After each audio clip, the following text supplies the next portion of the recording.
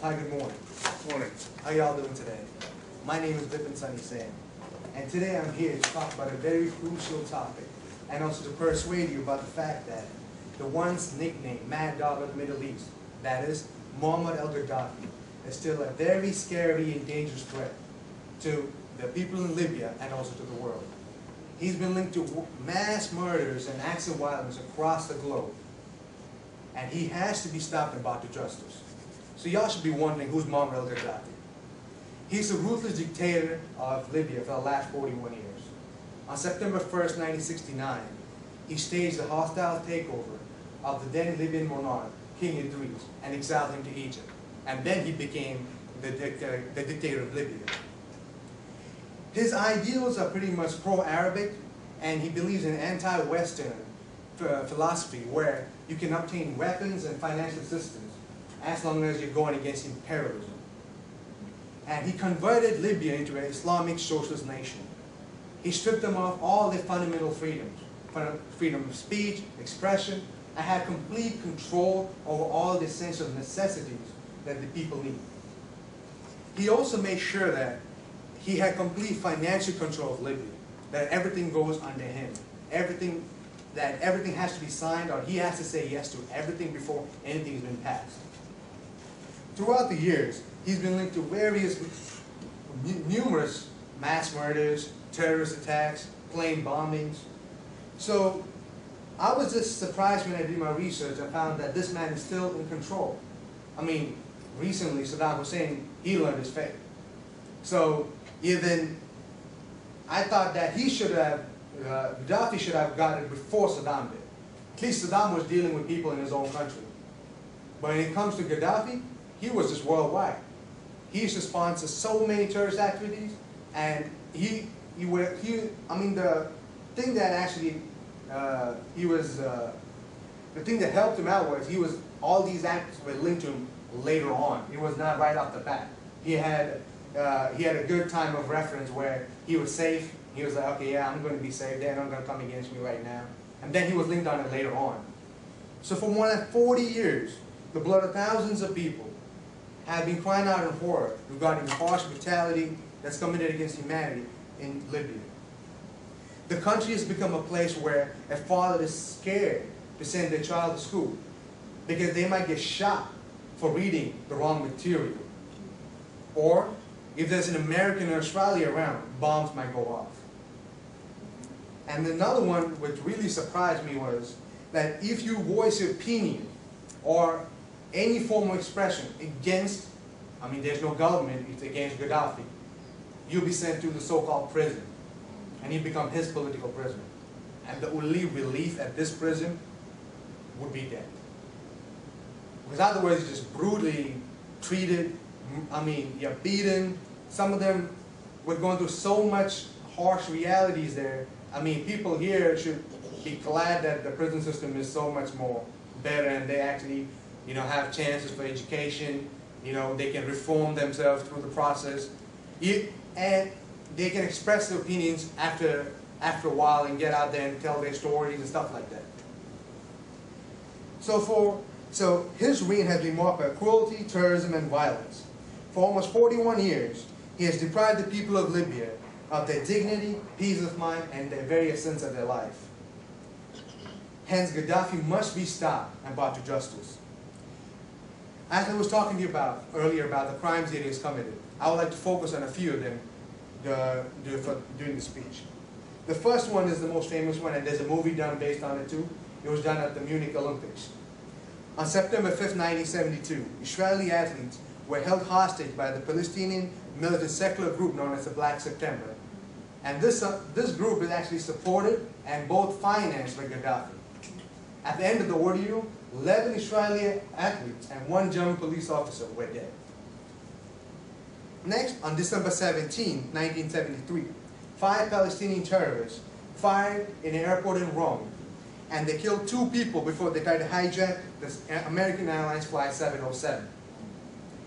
They had explosive devices on them which ended up killing 29 people on board, and after which they hijacked the plane. And after much negotiations with the authorities in Athens, they were able to get they were able to get their freedom in return for the release of the rest of the hostages. And they were allowed to fly off the plane to an unknown destination, which again was linked to Qaddafi. One of the other ones I want to talk about would be the bombing that happened at I'm just coming back to it. The next one I would like to talk about would be the bombing that happened at the Berlin discotheque on April 5th, 1986. This was a Libyan attack on the La Belle discotheque, which is located in West Berlin, Germany, and was frequented by US soldiers at that time. A bomb was placed under a table near the DJ booth, which exploded and ended up killing one Turkish woman and 3 US servicemen. It also ended up injuring 230 people, which included more than 50 US servicemen. The bombing was again linked to Qaddafi, who at this period of time had openly called for Arab assaults on American interests worldwide. Another attack that he did was on September 19, 1989. It was for the UTA flight 772 of France, which was bombed over the Sahara Desert and claimed the life of all 170 people on board. Investigators later found evidence which was brought to trial and committed 6 Libyans who had close ties to Qaddafi's regime, and one of them which was Qaddafi's own brother-in-law, Abdullah Sanusi.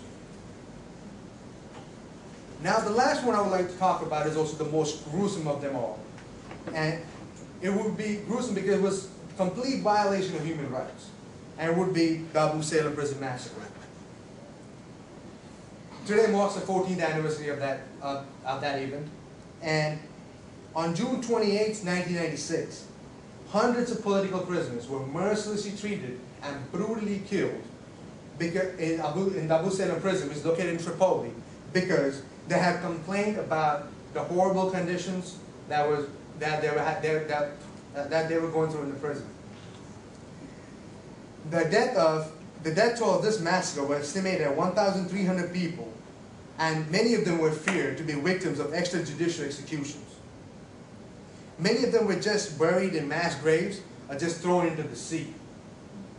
While the government alerted some of the families of the victims regarding this unfortunate accident, the bodies of many of the prisoners, they never returned to their families for proper burials.